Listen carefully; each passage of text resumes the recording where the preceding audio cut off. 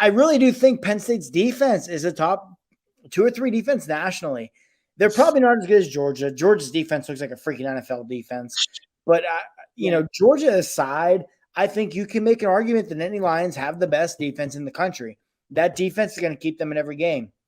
We saw that today. Today, their defense almost went on the road against the number 3 team in the country and damn near won them that freaking game.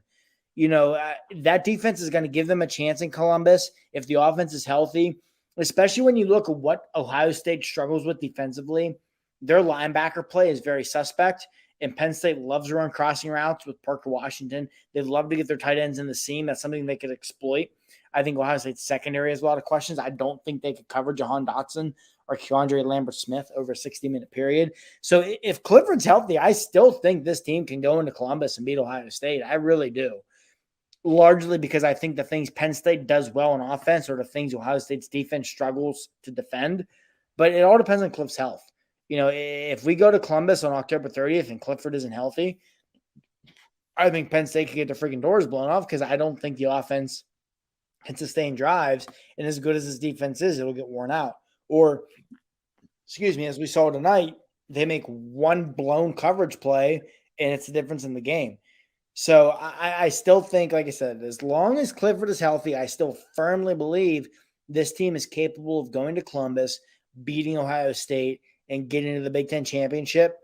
And even if they still lose that game, as long as you get Cliff back, you got to think this is still a 10-win team. And after everything that happened last year, combined with the recruiting class that's coming in, there's not a Penn State fan in the world who would have told you preseason they wouldn't take 10-2 and most likely near a 6th berth. So I know I mentioned this earlier, but I do think this is the kind of loss where a lot of people got to kind of put it in perspective. Hey, what were your expectations coming into the season? And had I told you preseason this where the team was going to be, everybody would have taken it. Everybody would have taken it. So I think that's. I would have gladly taken 5-1. Yeah, I thought coming into the season, I thought they'd be 4-2 at this point. Yep, that's what I thought. Best case scenario was 4-2. 3-3 was something I wouldn't have. 2-4 wouldn't have shocked me because I thought Indiana would be better than they were, and I thought Penn State wouldn't be quite as good as they are. So I just think that's something people got to keep in mind. And I really do think that ultimately this is still a top 10 team in the country. They still have a tremendous defense. And this offense, as long as Sean Clifford is healthy, is going to be a handful, largely because I thought Mike Yurcich was calling just an amazing game before Clifford got hurt too. His play calling, that sixth sense for game flow, for in-game adjustments, he was carving Iowa up. And I'm sure Yurcich was kicking himself once Clifford went out. And one thing I will say about Yurcich and I don't mean to rant here, but at the time I didn't like the call, but looking back on it, I kind of understand I like it now. I think it was the second possession Roberson was in, first or second, where Penn State took a deep shot out of their own end zone and got picked off. And it's like, you know what? At the time I complained about it, but that was Yurcich still trying to run his offense. And he was trying to give Roberson the opportunity to prove to him if he could run his offense or not. So I give Yurcich credit for still believing in his offense, even the backup quarterback. And after that interception, they really went to a shell.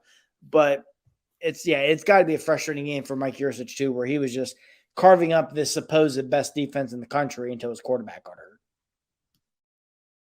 Yeah. And it leads me to wonder how, obviously assuming Cliff is I can play against Illinois. I was, they're going to maybe put some tweaks in. Yours to put some tweaks in his offense to make it more, I guess, Roberson friendly, to put it kindly. So at least when it comes time to play Illinois, you can at least string together some good looking drives and, finish with some points, not look like the complete mess that it was against Iowa. Now, I guess I'll go on a limb and say they won't false start themselves to death like they did, being with a friendly crowd at Beaver Stadium. But, definitely I think the first thing they need to work on is, how they snap the ball without anyone false starting. Communication. First thing that's got to get done. And there's even them. They have 2 weeks to do that before Illinois. So my hope is you at least see a better Taekwon than what you saw today. And frankly, it's such a low bar that, even slightly better Taekwon could still do enough damage to, that they can beat Illinois by 2 or 3 scores. Yeah, absolutely. I mean, it's just, you don't want to, like you said before we started, we're not trying to make this a show where we just bash Taekwon Roberson, whoever it is. But on throws that went past the line of scrimmage today, Taekwon Roberson was 2 of 16 for 14 yards and 2 interceptions. Every throw he made where the throw went past 10 yards was incomplete. And it's not like he didn't have guys open. On Penn State's penultimate possession, where they started inside their own 10, on third down, he had Cam Sullivan-Brown wide open, overthrew him in a ball. Now, Sullivan-Brown probably should have caught it because it hit him in the hands, but he had to go full extension to go up and get it. You got to make a better throw. The following play on fourth down has Jahan Dotson. Jahan Dotson, of all people, wide open. And he overthrows him by 2 or 3 yards and gets picked off. Like, Penn State was still getting guys open. On the possession before that, when Penn State went for it, they had fourth down like 3-ish or so from about midfield, and they went for it.